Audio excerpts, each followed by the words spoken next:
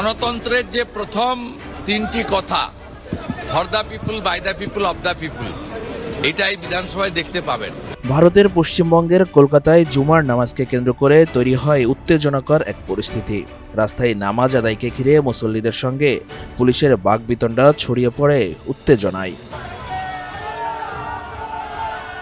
পশ্চিমবঙ্গে বিজেপি সরকার গঠনের পর রাস্তায় নামাজ পড়া নিষিদ্ধ করে আইন পাশ করেছে। আর এই আইন পাশের পর এই শুক্রবারই ছিল প্রথম জুম্মার নামাজ। কলকাতা শহরের রাজাবাজার এলাকার রাস্তায় নামাজ পড়া নিয়ে মুসল্লি ও পুলিশের মধ্যে ছড়িয়ে পড়া এই উত্তেজনাকর পরিস্থিতি নিয়ন্ত্রণে মোতায়েন করা হয় বিপুল সংখ্যক পুলিশ ও কেন্দ্রীয় বাহিনী।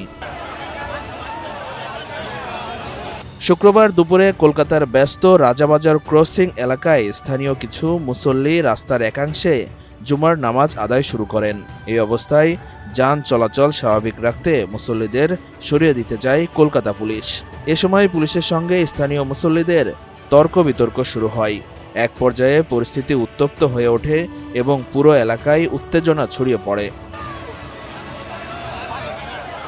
প্রত্যক্ষদর্শীরা জানান, মুসল্লিদের একাংশ দাবি করেন তারা দীর্ঘদিন ধরেই ওই এলাকায় জুমার নামাজ আদায় করে আসছেন এবং হঠাৎ করে বাধা দেওয়ায় ক্ষোভ তৈরি হয়। অন্যদিকে প্রশাসনের বক্তব্য, জনদুর্ভোগ ও যানজট এড়াতেই এই পদক্ষেপ নেওয়া হয়েছে। সম্প্রতি সরকার পরিবর্তনের পর রাজ্যে জনসমাগম ও রাস্তা দখল নিয়ে নতুন কিছু বিধিনিষেধ কার্যকর করা হয়েছে বলেও জানানো হয়। ঘটনার খবর পেয়ে দ্রুত রাজাবাজার এলাকায় পৌঁছে স্থানীয় থানার অতিরিক্ত পুলিশ সদস্যরা। পরিস্থিতি আরও জটিল হয়ে উঠলে ঘটনাস্থলে যান পুলিশের ঊর্ধ্বতন কর্মকর্তারা। অপ্রীতিকর পরিস্থিতি এড়াতে মোতায়েন করা হয় কেন্দ্রীয় বাহিনীর সদস্যদেরও। দীর্ঘ আলোচনা এবং প্রশাসনের হস্তক্ষেপের পর পরিস্থিতি ধীরে ধীরে নিয়ন্ত্রণে আসে। তবে ঘটনাকে কেন্দ্র করে রাজাবাজার এবং আশেপাশের মুসলিম অধ্যুষিত এলাকাগুলোতে বেশ কিছু সময় থমথমে পরিস্থিতি বিরাজ করে। মানে গভর্নমেন্ট রিফর্ম হয়েছে, নতুন গভর্নমেন্ট এসেছে, নতুন গভর্নমেন্ট আসার পরে একটা নির্দেশ জারি হয়েছে, বিভিন্ন রকম নির্দেশ জারি হয়েছে।